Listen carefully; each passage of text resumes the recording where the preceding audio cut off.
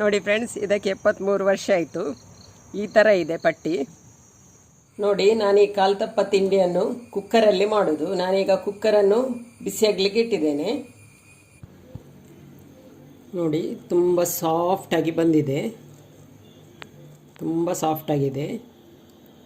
ಒಳಗೆ ಜೇನುಗೂಡು ಥರ ಬಂದಿದೆ ನೋಡಿ. ಹಾಯ್ ಫ್ರೆಂಡ್ಸ್, ವಿತ್ ಫ್ಯಾಮಿಲಿ ವ್ಲಾಗಿಗೆ ನಿಮಗೆ ಸ್ವಾಗತ. ಹೇಗಿದ್ದೀರಾ ನೀವೆಲ್ಲರೂ? ಇವತ್ತು ನಾನು ಒಂದು ತಿಂಡಿ ಮಾಡಿದ್ದೇನೆ, ಕಾಲ್ತಪ್ಪ ಅಂತೇಳಿ. ಒಳ್ಳೆ ಟೇಸ್ಟ್ ಬಂದಿದೆ.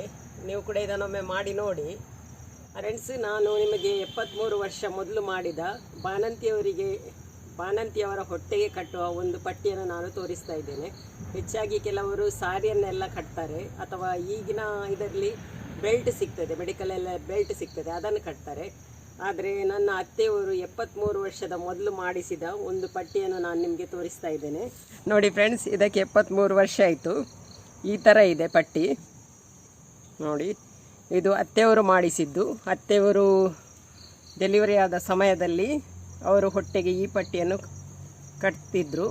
ಅದರ ನಂತರ ಎಲ್ಲರಿಗೂ ಇದು ಪಟ್ಟಿ ಉಪಯೋಗವಾಗಿದೆ. ನಾನು ಕೂಡ ಈ ಪಟ್ಟಿಯನ್ನು ಉಪಯೋಗಿಸಿದ್ದೇನೆ. ನೋಡಿ, ಇದು 5.5 ಮೀಟರ್ ಉದ್ದ ಇದೆ. ಈ ಥರ ಮಾಡಿ ಅದನ್ನು ಹೊಲಿದು ಮಾಡಿದ್ದಾರೆ ನೋಡಿ. ಇದು ಡಬಲ್ ಬಟ್ಟೆ ಇಟ್ಟು, ಬಟ್ಟೆ ಕೂಡ ತುಂಬ ದಪ್ಪ ಇದೆ, ಇಷ್ಟು ದಪ್ಪ ಇದೆ. ಅದೇ ರೀತಿ ಇನ್ನೂ ಕೂಡ ತುಂಬ ಗಟ್ಟಿಯಾಗಿದೆ. 73 ವರ್ಷ ಆಯ್ತು ಇದಕ್ಕೆ. ತುಂಬ ಮಂದಿ ಇದನ್ನು ತಗೊಂಡು ಹೋಗಿ ಕಟ್ಟಿ ವಾಪಸ್ ನಮಗೆ ತಂದು ಕೊಟ್ಟಿದ್ದಾರೆ ನೋಡಿ. ಇಷ್ಟು ಉದ್ದ, 5.5 ಮೀಟರ್ ಉದ್ದ ಇದೆ ಇದು. ನಾನು ನಿಮಗೆ ಬಿಡಿಸಿ ತೋರಿಸ್ತೇನೆ. ಇಷ್ಟು ಉದ್ದ ಇದೆ. ಎರಡು ಕಡೆ ಕೂಡ ಈ ಥರ ಹಗ್ಗ ಕೊಟ್ಟಿದ್ದಾರೆ ನೋಡಿ. ಈ ಥರ ಹೇಗೆ ನಾವು ಸಾರಿಯನ್ನು ಬಾಣಂತಿಯವರಿಗೆ ಕಟ್ತೇವೋ ಅದೇ ರೀತಿ ಇದನ್ನು ಕಟ್ಟಿಕೊಂಡು ಬರೋದು. ಅಂದರೆ ಹೊಟ್ಟೆಗೆ ಸುತ್ತಲೂ ಇದನ್ನು ಕಟ್ತಾ ಹೋಗೋದು. ತುಂಬ ಟೈಟಾಗಿ ಇದನ್ನು ಕಟ್ಟೋದು. ಕೊನೆಯದಾಗಿ ಈ ರಿಬ್ಬನ್ನಲ್ಲಿ ಗಟ್ಟಿಯಾಗಿ ಕಟ್ಟಿದರೆ ಆಯಿತು. ಇದು ಕಟ್ಟಿದರೆ ತುಂಬ ಒಳ್ಳೆಯದು. ತುಂಬ ಹೊಟ್ಟೆಯೆಲ್ಲ ತುಂಬ ಟೈಟಾಗಿ ನಿಲ್ತದೆ. ನಾನು ಕೂಡ ಇದನ್ನೇ ಕಟ್ಟಿದ್ದು. ಫ್ರೆಂಡ್ಸ್, ಈ ವಿಡಿಯೋ ಇಷ್ಟ ಆದರೆ ಒಂದು ಲೈಕ್ ಕೊಡಿ, ಕಮೆಂಟ್ ಮಾಡಿ, ಹಾಗೂ ನಮ್ಮ ಚಾನಲನ್ನು ಸಬ್ಸ್ಕ್ರೈಬ್ ಮಾಡಿ. ನಾಳಿನ ಇನ್ನೊಂದು ಹೊಸ ವಿಡಿಯೋದೊಂದಿಗೆ ನಾನು ನಿಮಗೆ ಸಿಗ್ತೀನಿ. ಅಲ್ಲಿ ತನಕ ಟೇಕ್ ಕೇರ್, ಬಾಯ್.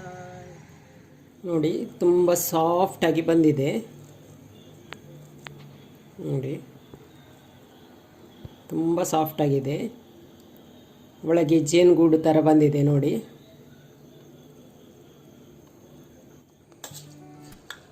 ಇಲ್ಲಿ ನಾನು 1 ಕಪ್ ಆಗುವಷ್ಟು ಬೆಳ್ತಿಗೆ ಅಕ್ಕಿಯನ್ನು ತೊಗೊಂಡಿದ್ದೇನೆ. ಇದನ್ನು ಚೆನ್ನಾಗಿ ನೆನೆಸಿ ತೊಗೊಂಡಿದ್ದೇನೆ. ಇದನ್ನೀಗ ಚೆನ್ನಾಗಿ ಗ್ರೈಂಡ್ ಮಾಡಬೇಕು. 1 ಕಪ್ ಆಗುವಷ್ಟು ಕಾಯಿ ತುರಿಯನ್ನು ಹಾಕ್ಕೊಳ್ತಾ ಇದ್ದೇನೆ. ಅದೇ ರೀತಿ ಅರ್ಧ ಕಪ್ಪು ರೈಸನ್ನು ಹಾಕ್ಕೊಳ್ತಾ ಇದ್ದೇನೆ. ರುಚಿಗೆ ತಕ್ಕಷ್ಟು ಉಪ್ಪನ್ನು ಕೂಡ ಹಾಕಬೇಕು. ಈಗ 1 ಕಪ್ ನೀರನ್ನು ಹಾಕ್ಕೊಂಡು ಇದನ್ನು ಚೆನ್ನಾಗಿ ಗ್ರೈಂಡ್ ಮಾಡಬೇಕು. ನಾನೀಗ ಇದನ್ನು ಗ್ರೈಂಡ್ ಮಾಡಿ ತರ್ತೇನೆ ನೋಡಿ. ಇದೀಗ ಚೆನ್ನಾಗಿ ಗ್ರೈಂಡ್ ಆಯಿತು.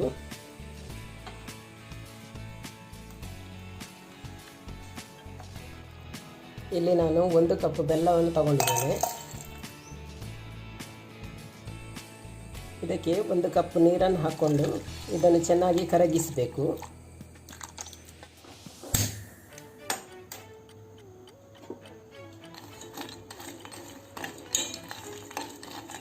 ಇದನ್ನು ಜಸ್ಟ್ ಕರಗಿಸಿದರೆ ಸಾಕು.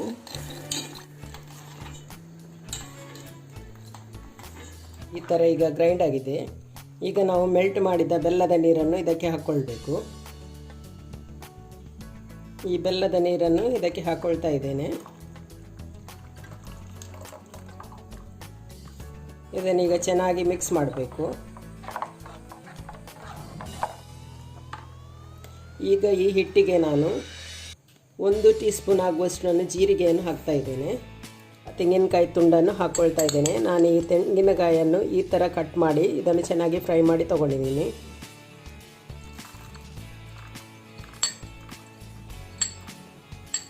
ಇಷ್ಟನ್ನು ನಾನು ಕೊನೆಯದಾಗಿ ಹಾಕಲಿಕ್ಕೆ ತೆಗೆದಿಡ್ತಾ ಇದ್ದೇನೆ. ಅದೇ ರೀತಿ ಫ್ರೈ ಮಾಡಿದ ಈರುಳ್ಳಿಯನ್ನು ಕೂಡ ಹಾಕ್ಕೊಳ್ತಾ ಇದ್ದೇನೆ. ಸ್ವಲ್ಪ ತೆಗೆದಿಡ್ತಾ ಇದ್ದೇನೆ. ಇದನ್ನೆಲ್ಲ ಈ ಕಾಯಿ ತುರಿ ಮತ್ತು ಈ ಈರುಳ್ಳಿಯನ್ನು ಕೊನೆಯದಾಗಿ ಹಾಕಲಿಕ್ಕೆ.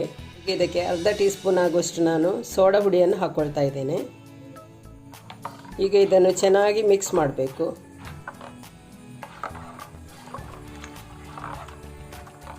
ನೋಡಿ, ನಾನು ಈ ಕಾಲು ತಪ್ಪ ತಿಂಡಿಯನ್ನು ಕುಕ್ಕರಲ್ಲಿ ಮಾಡೋದು. ನಾನೀಗ ಕುಕ್ಕರನ್ನು ಬಿಸಿಯಾಗಲಿಕ್ಕೆ ಇಟ್ಟಿದ್ದೇನೆ.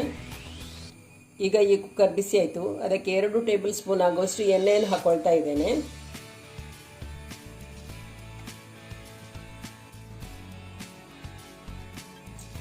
ಈಗ ಈ ಹಿಟ್ಟನ್ನು ಈ ಕುಕ್ಕರಿಗೆ ಹಾಕ್ಕೊಳ್ತಾ ಇದ್ದೇನೆ.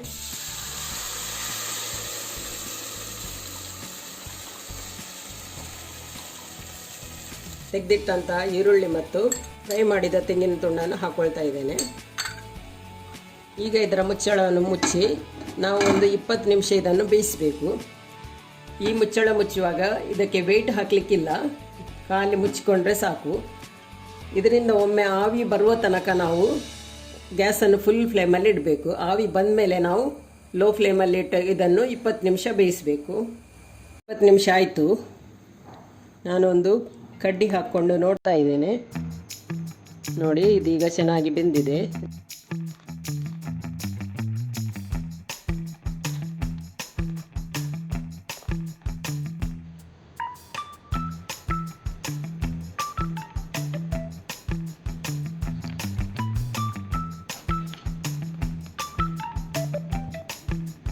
ನೋಡಿ, ತುಂಬ ಸಾಫ್ಟಾಗಿ ಬಂದಿದೆ.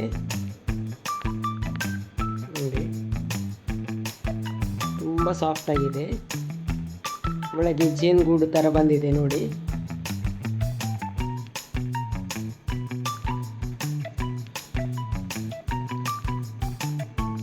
ತುಂಬ ಒಳ್ಳೆ ಟೇಸ್ಟ್ ಬಂದಿದೆ. ಸಿಹಿ ಎಲ್ಲ ಪರ್ಫೆಕ್ಟ್ ಆಗಿದೆ.